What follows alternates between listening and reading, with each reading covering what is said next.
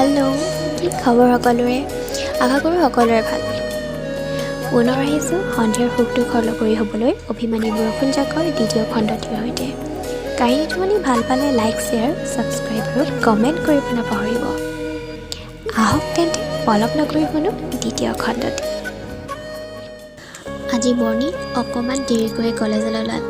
এনেও মহাৰাণী তাইৰ সময়মতে আহিব। বৰ্ণিলৰ ঘৰৰ পৰা কৃষ্ণাৰ ঘৰ বৰ বেছি দূৰ নহয়, অ'টোৰ লগতে যাব পাৰি। ঘৰৰ পৰা ওলাই অকণমান আগবাঢ়ি গ'লে অ'টো ষ্টেণ্ড। অ'টো এখনত নিৰ্দিষ্ট ঠাইত নামোতেই দেখিলে মহাৰাণী ৰখি আছে। আজি তাইক বৰ ভাল লাগিছে। তাতে ভিজা চুলিখিনি মেলি আহিছে। মনে মনে ক'লে, মই মৰি গৈছোঁ আৰু এনেকৈ নচলাবি। গাড়ীৰ ভাড়াত দি অকণমান আগবাঢ়ি আহি আৰু কিমান সময়? মনে মনে ভালেই পালে আজি সি আৰু কৃষ্ণা একেলগে দুজন যাব। যি নহ'লেও কৃষ্ণাই যে তাৰ বাবে ৰখি আছে, তাৰ মানে কৃষ্ণাই আজিকালি তাৰ কথা ভাবে। পিছে তাৰ ধাৰণা ভুল ওলাল। আৰু 10 মিনিটমান আৰু এজন যাব আমাৰ লগত। আকৌ কোন যাব? এইজনী আকৌ কাক মাতিলে? বৰ্ণিল অলপ বিৰক্ত হ'ল। এইখিনি সময়তে সি তাইক অকলশৰীয়াকৈ লগ পায়। কলেজৰ সময়খিনি বৰ্ণিলৰ খুবেই একান্ত। এই সময়খিনিত কৃষ্ণা মাথো তাৰ। দুজনে বেলেগকৈ যাবও পাৰে, কিন্তু তাই বৰ্ণিলক কৈছিল ঘৰলৈ যাওঁতে একেলগে যাম বুলি। সিও একো আপত্তি নকৰিলে। এই সময়খিনিত ভিৰ নহয়। এই সময়খিনিত সি কৃষ্ণাৰ লগত ভালদৰে কথা পাতিব পাৰে। এতিয়া আকৌ কোন ওলালহি?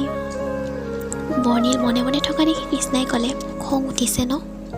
মইনো কি কৰিম? কালি ৰক্তিমে লগ পাই ক'লে আজিৰ পৰা সিও আমাৰ লগত একেলগে যাব।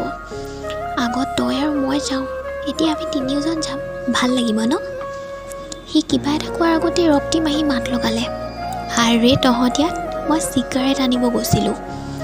তাক দেখি বৰ্ণিলৰ কাণ মোৰ গৰম হৈ গ'ল। সি মাতো ক'লে, এইমাত্ৰ আহি পাইছোঁ, ব'ল ব'ল, বেছি দেৰি নকৰ, নহ'লে প্ৰথম ক্লাছ নাপাম।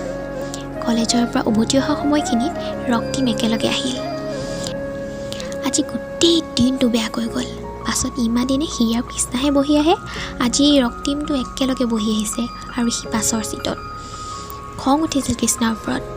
তাই এবাৰ হ'লেও ক'ব লাগিছিল, ৰক্তিম তই পিছৰ ছিটত বহ, বৰ্ণিল মোৰ লগত বহ। তাই বাৰু কিয় ইমান অবুজন? মধ্যবিত্ত পৰিয়ালৰ সন্তান বৰ্ণিল।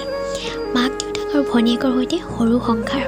সুখী বৰ্ণিল সাধাৰণতে ছোৱালীবোৰৰ পৰা দূৰত থাকে, কিন্তু যেতিয়া কৃষ্ণাক দেখা পায় সেইদিনাজনত তাৰ কি হয় সি নিজেই নাজানে। তাৰ দুটা চকুৱে মাত্ৰ কৃষ্ণাক বিচাৰি ফুৰে। যদি কৃষ্ণাক মনৰ কথাবোৰ ক'বলৈ নোৱাৰে, যদি কৃষ্ণা আনৰ হৈ যায়, তেতিয়া সি জানো তাইৰ অবিহনে জীয়াই থাকিব পাৰিব?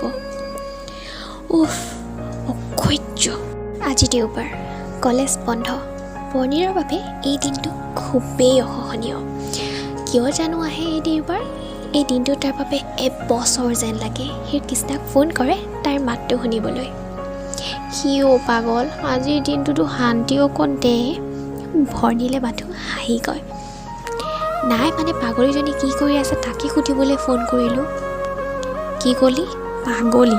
আৰু মই নহ'লে ছাগলী বুলি মাতিম নেকি? যা, তোৰ লগত কথাই নাপাতোঁ। মই ধেমালি কৰিছিলোঁ, শুনচোন। তাই ফোনটো কাটি দিলে। আজিকালি তাইৰ এই সৰু সৰু খংবোৰ তাৰ ভাল লগা হৈ পৰিছে। সি মাথো কয়, উফ কৃষ্ণা, কি যাদু কৰিলি? তোৰ প্ৰেমত মই পগলা। অন্য প্ৰেম কাহিনীৰ দৰে এই কাহিনীৰ মাজতো তৃতীয়জন আহি উপস্থিত। অপেক্ষা মাথো সময়ৰ। কি হ'ব ময়ো নাজানো। জানিবলৈ হ'লে মোৰ সৈতে জড়িত থাকিব এই চেনেলটি ছাবস্ক্ৰাইবৰ জৰিয়তে। আজিলৈ আহোঁ, পুনৰ আহিম অন্য এটি দেওবাৰে সন্ধিয়াৰ চাহ কাপৰ লগৰী হৈ।